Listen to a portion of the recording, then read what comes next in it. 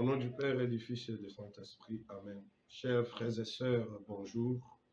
Que le Seigneur vous bénisse.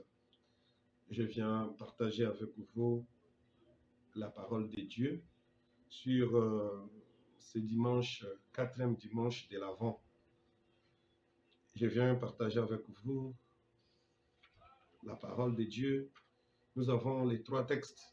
La première lecture, nous la tirons du livre du prophète Michée, qui nous donne une vraie promesse déjà proche en appelant le peuple qui était en exil à être dans la joie, car de toi, de lui, de ce peuple-là, sortira un Messie, un libérateur. C'est lui qui va gouverner le peuple d'Israël.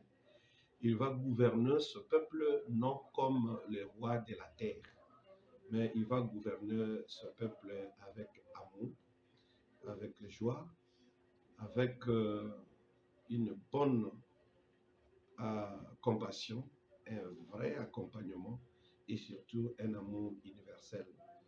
Gouverner pas dans le sens de mater, pas dans le sens de faire souffrir, pas dans le sens d'oublier le peuple, mais gouverner dans le sens de conduire ce peuple vers une joie éternelle, vers le salut et le bonheur. C'est ce Messie-là que nous attendons. Tandis que dans la lettre aux Hébreux, on nous donne déjà ce message proche de la venue du Messie. Et alors, ce Messie qui vient faire la volonté du Père. Et nous savons très bien que la volonté du Père, c'est que tout ce que Dieu a donné à Jésus, tous ceux qui sont ses disciples, ses enfants, puissent être sauvés. C'est pour cela, dans cet évangile maintenant, l'évangile de la visitation que nous avons aujourd'hui, cet évangile nous enseigne beaucoup de choses. Première chose, c'est l'humilité de la Vierge Marie. L'humilité de la Vierge Marie, car c'est elle la mère du Sauveur. C'est elle la mère du Messie. Le Messie attendu par tout le monde. Mais lorsqu'elle reçoit le message de l'ange Gabriel, cette bonne nouvelle, elle se met debout pour aller se la partager avec sa cousine, partager la joie partagée avec sa sœur, avec sa cousine Élisabeth, qui était également dans un embarras, dans une tristesse parce qu'elle n'avait pas conçu.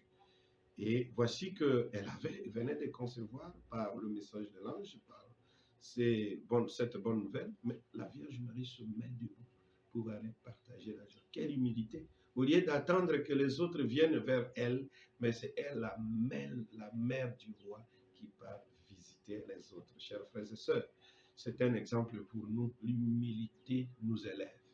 Lorsqu'on est humble, on est roi, on bénéficie. D'ailleurs, le nom de la Vierge Marie, en hébreu, c'est Myriam. Myriam qui signifie grande dame, qui signifie princesse. Mais c'est la princesse qui se met debout pour aller rendre visite à sa cousine.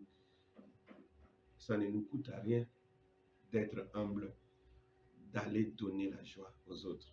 Mais c'est la rencontre de la Vierge Marie et d'Élisabeth qui m'intéresse le plus. Parce que dès qu'elle arrive, Élisabeth est remplie de l'Esprit Saint. Elle se cria d'une voix forte, « Tu es bénie entre toutes les femmes, et le fruit de tes entrailles est béni. » Chers frères et sœurs, la Vierge Marie, lorsque nous lui ouvrons notre porte, elle apporte la joie, elle apporte le salut, elle apporte le salut qui est Jésus-Christ. Elle apporte l'Esprit Saint, la joie de l'Esprit Saint. Elle-même qui est déjà remplie de l'Esprit Saint, selon la parole de l'ange Gabriel, elle devient le temple de l'Esprit Saint. Et encore, sa visite nous remplit Élisabeth de joie. Nous, frères et sœurs, la foi de Marie nous inspire et nous aide à croître dans la foi. Et c'est cette foi-là de la Vierge Marie qui fait en sorte que la Vierge Marie devient le temple de l'Esprit Saint. Et lorsqu'elle entre dans vos maisons, lorsqu'elle entre dans vos projets, lorsqu'elle entre dans la vie, vous lui laissez la porte ouverte, elle apporte Jésus-Christ. Elle vient avec Jésus-Christ. Or, Jésus-Christ vient dans notre vie pour nous apporter la joie, pour nous apporter la paix. Chers frères et sœurs, nous devons changer notre comportement. À chaque fois que nous allons vers nos frères et sœurs, lorsque nous quittons nos maisons pour aller chez les autres, rendre visite chez nos frères et sœurs, chez nos parents, chez nos amis, qu'est-ce que nous apportons? Quel est le message que nous apportons? Il y a des gens parmi nous, lorsqu'ils arrivent à la maison, vous fouillez, tout le monde devient triste parce que dès qu'elle entre dans la maison, dès qu'ils entrent dans la maison, c'est pour apporter la haine, c'est pour apporter le mensonge, c'est pour apporter les calomnies, c'est pour apporter la tristesse, c'est pour apporter la division.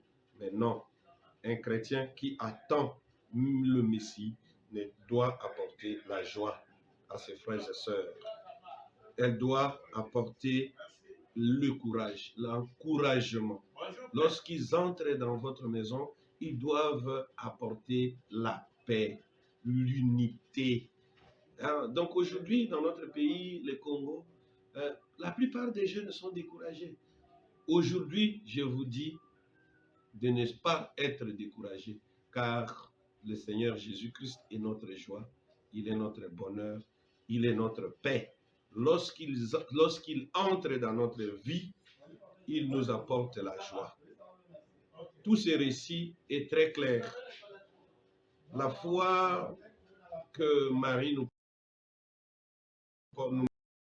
montre aujourd'hui, son humilité aujourd'hui, fait en sorte que nous également, nous puissions adopter, nous puissions emboîter le pas de la foi de la Vierge Marie pour que nous puissions devenir des temples de l'Esprit Saint. Partout où nous allons entrer, nous devons apporter la joie à nos frères et sœurs.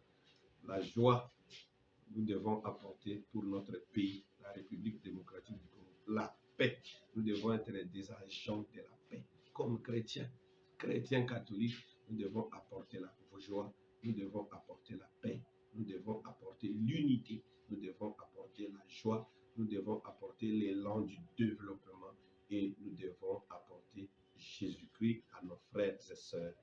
Le Seigneur soit avec vous, qu'il vous bénisse, qu'il vous remplisse de l'amour de Dieu et que le Christ soit notre maître aujourd'hui, demain et à jamais. Amen. Je vous remercie.